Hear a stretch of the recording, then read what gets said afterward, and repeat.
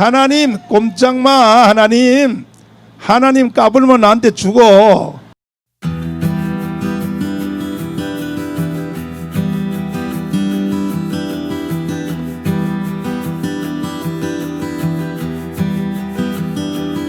광신도란 교회를 다니면서도 하나님의 말씀이 아닌 그릇된 신념에 빠져 이성적인 판단을 내리지 못하고 그들을 이끄는 사이비 지도자의 말을 맹신하는 무리들을 일컫는 말이다.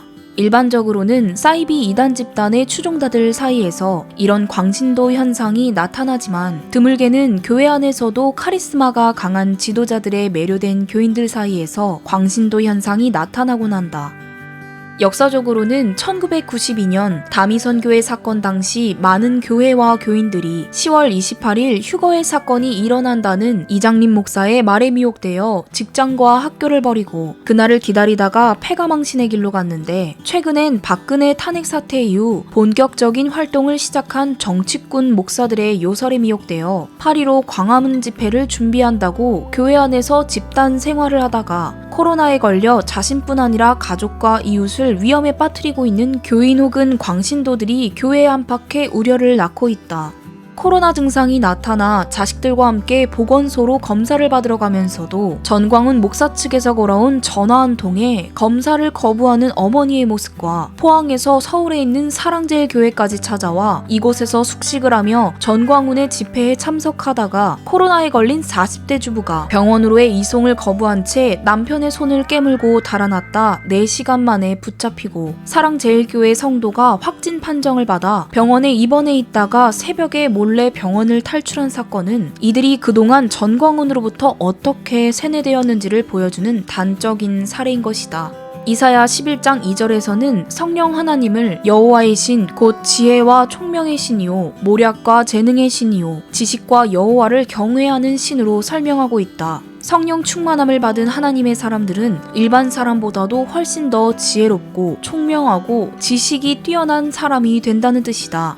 이에 반해 미혹의 영에 붙들린 사람들은 일반 사람들도 알 수 있는 지극히 상식적인 판단도 내리지 못한 채 미혹자의 말을 맹신하여 비이성적인 행동을 보이게 된다. 그들이 바로 교회와 사회가 경계해야 할 광신도들인 것이다.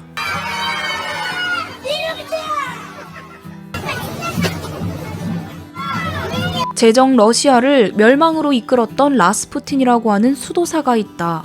하나님의 종이라는 직분을 이용해 황후와 니콜라이 2세에게 접근한 뒤 간교한 요설로 저들을 미혹해 권세를 잡고 이 권세를 가지고 사욕을 채우다가 결국 제정 러시아를 멸망으로 이끌고 그의 요설에 미혹되었던 황후와 니콜라이 2세를 죽음으로 이끈 자가 바로 라스푸틴이다. 순진한 교인이 라스푸틴과 같은 요망한 성직자에게 미혹될 때 어떤 비참한 최후를 맞게 되는지 제정 러시아의 역사가 보여주고 있는 것이다.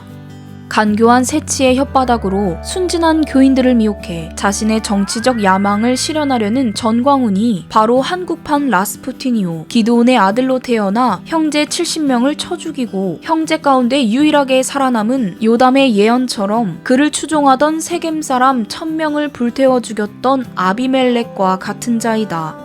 어제 오늘 전광훈과 그를 추종하던 무리들이 속속 연병의 재앙을 만났다는 소식이 들려오고 있는데, 이제라도 중들과 짝하여 하나님을 모독하고 세치의 혀로 순진한 교인들을 미혹하여 한국교회를 정치꾼의 소굴로 만들어버린 전광훈과의 관계를 정리하지 않은 자들은 전광훈과 함께 준엄한 심판을 받게 될 것임을 잊지 말길 바란다. 작년 10월 집회에서 중두를 강단에 세워 할렐루야 아미타불로 교인들 앞에서 하나님을 공개적으로 모독하게 했던 전광훈이다. 자, 요 대한민국에 있는 이번 8.15 집회에도 변함없이 중두를 거느리고 연단에 올라온 전광훈의 모습, 일본으로부터의 독립을 기념하는 8.15 집회의 일장기의 모습도 보인다. 친일이 곧 애국이라는 이들의 희한한 주장이 낳은 엽기적인 모습인 것이다.